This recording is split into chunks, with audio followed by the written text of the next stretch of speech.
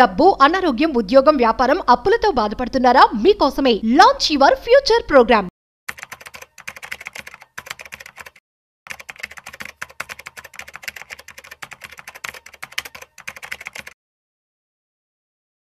నమస్తే మాధురెడ్డి గారు. నమస్తే అండి. మాధురెడ్డి గారు, ఒక్కసారి బంగారం వెండి ధరల గురించి కాస్త డీటెయిల్ గా మాట్లాడుకుందాము.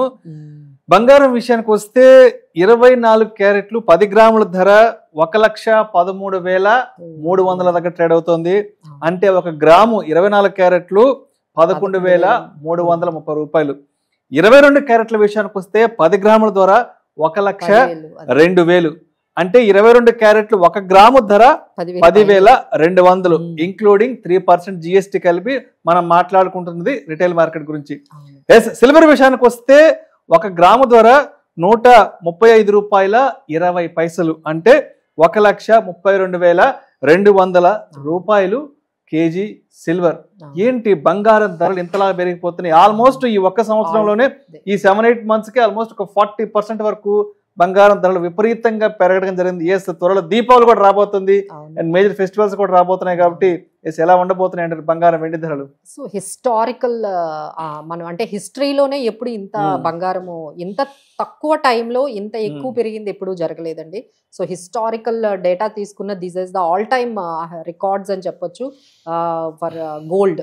సో ఇప్పుడు అందరూ కూడా అప్పట్లో గ్రాము 8,000-7,000 కొనుక్కునే వాళ్ళు ఇప్పుడు ఒకసారి వెళ్ళి ఒక్క సంవత్సరంలోనే వెళ్తే షాప్ కి మనకి అంత తేడా కనిపిస్తుందండి. 50% అండి, 50% మనకి గోల్డ్ అనేది పెరిగింది. అలానే సిల్వర్ అయితే ఇంకా అంతకు మించి అన్నట్టుగా సిల్వర్ కూడా ఒకప్పుడు 80 రూపాయలు గ్రాము, 70 రూపాయలు, 70 రూపాయలు అంటే ఎవరికైనా ఏదైనా గిఫ్ట్ ఇవ్వాలన్నా సిల్వర్ ఇచ్చేవాళ్ళు. 3,000కి మంచిగా ఐటమ్ వచ్చేది. అదంతా కూడా ఇప్పుడు అదంతా హిస్టరీ లాగా కనిపిస్తుంది. ఇప్పుడు అది కూడా 130 రూపాయలు పర్ గ్రామ్ అంటే ఇంకా ఏ ఐటమ్ కూడా కొనేటట్టుగా కనిపించట్లేదు. సో ఇప్పుడు అందరు క్వశ్చన్ ఏంటంటే ఏంటిది ఇంకా పైకే వెళ్ళిపోతుందా, ఇంకా ఏమైనా కొంచెం ఆగుతుందా అనేది క్వశ్చన్ వస్తుందండి. సో ఫస్ట్ అసలు ఎందుకు పెరిగిపోతుంది ఇంత గోల్డ్ అనేది మనం చూసుకున్నట్లయితే there are couple of news అనేది చెప్పొచ్చు అండి. ఒకటి ఏంటంటే మనం ఏం చేస్తామంటే ఇది ఇంటర్నేషనల్ ప్రైజెస్ మీద ఔన్స్ వాళ్ళు ఏం చేస్తారంటే ఔన్స్ డాలర్స్ లోని మనకి ఇంటర్నేషనల్ మార్కెట్స్ లో 3,600 ఇట్లా డాలర్స్ లోని ఇంత ఔన్స్ అని ఉంటుంది. అది మనం ఇండియన్ మార్కెట్ లో కన్వర్ట్ చేసుకునేటప్పుడు రూపీస్ లో మన డాలర్ అనేది స్ట్రెంథనింగ్ అయిపోయి రూపీ క్షీణించేస్తుంది.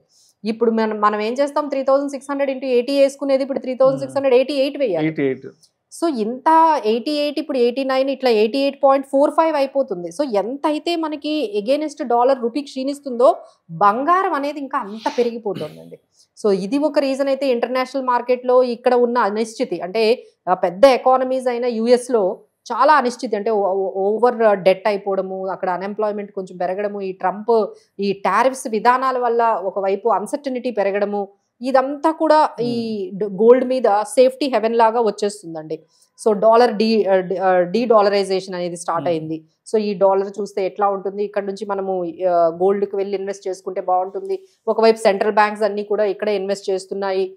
ఇవన్నీ కాకుండా మనకి ఇంకా జియో పొలిటికల్ టెన్షన్స్ అయితే అవి కంటిన్యూ అవుతూనే ఉన్నాయి. ఇంకా కొత్తగా పోలాండ్ కూడా ఈ జియో పొలిటికల్ టెన్షన్స్ లోని స్టార్ట్ అవుతూ ఉన్నాయి. అంటే అక్కడక్కడ మనకి పొలిటికల్ గా మనకి జరుగుతూ ఉన్నాయి. సో వీటన్నిటికీ మనకి ఇంపాక్ట్ ఏంటంటే ఈ గోల్డ్ పెరగడం అనేది మనకు కనిపిస్తుంది.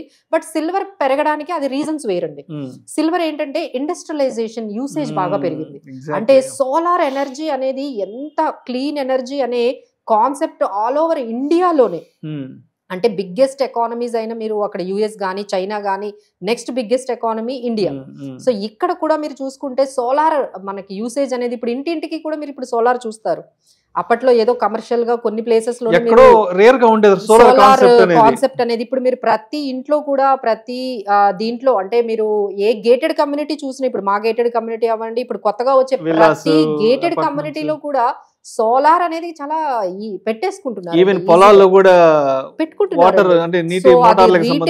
రీటైల్ వరకు వచ్చేసింది, అంటే ఇండివిజువల్ లెవెల్ వరకు సోలార్ ని వాడడం అనేది వచ్చేసింది. సో అక్కడ వల్ల మనకి ఇండస్ట్రియలైజేషన్ కన్సంప్షన్ సిల్వర్ బాగా పెరుగుతుంది. ఇంకా ఈవీ అనేది next biggest thing is happening in India, that is EV అండి. ఇప్పుడు ఈవీ స్టేషన్స్ చూస్తే అన్ని చోట్ల మనకు ఉంటున్న ఈవీ కార్లు, ఈవీ 2 వీలర్స్. అంటే మన పెనిట్రేషన్ ఇప్పుడు ఏంటంటే మిగతా మనం అడ్వాన్స్డ్ కంట్రీస్ లో చూసుకుంటే ఈవీ వాడకం 40% ఉంటుంది, మన దగ్గర ఇంక ఇప్పుడు ఓన్లీ 10% ఉంటుంది. జస్ట్ ఇమాజిన్ ఇంకొక 20% పెరిగినా ఎన్ని ఈవీ వెహికల్స్ మనకి కనపడతాయి, ఎంత ఇన్ఫ్రాస్ట్రక్చర్ కావాలి. సో ఈ ఈవీ వెహికల్స్ లో కూడా మనకి ఈ సిల్వర్ అనేది యూసేజ్ కనిపిస్తుంది.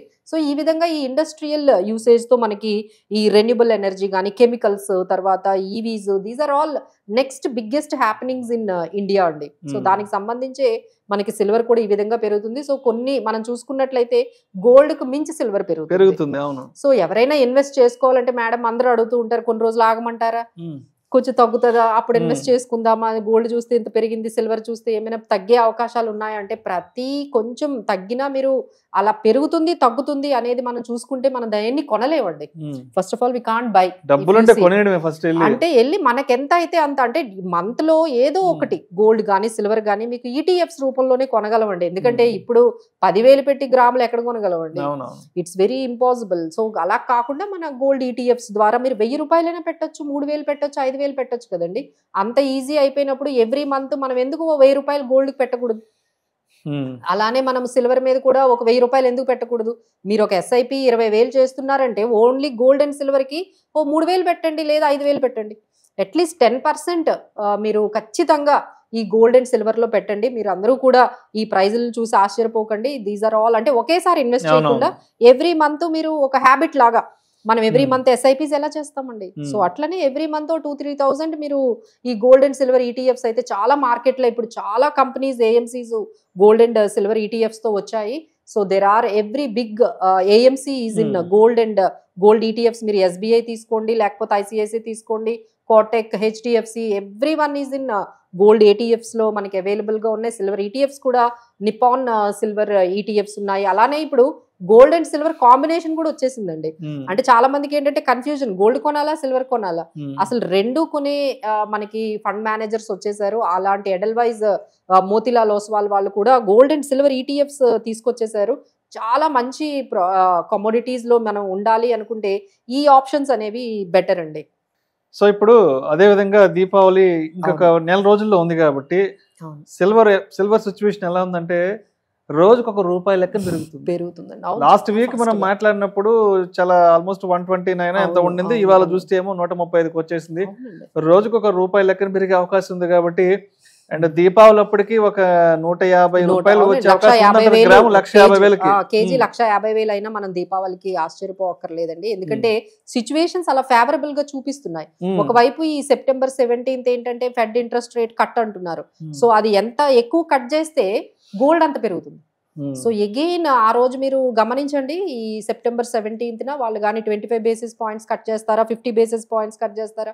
సో 50 basis points కానీ కట్ చేసినట్లయితే అగైన్ గోల్డ్ విల్, ఎందుకంటే ఇంట్రెస్ట్ రేట్స్ కి గోల్డ్ కి ఆపోజిట్ డైరెక్షన్ వెళ్తుందండి.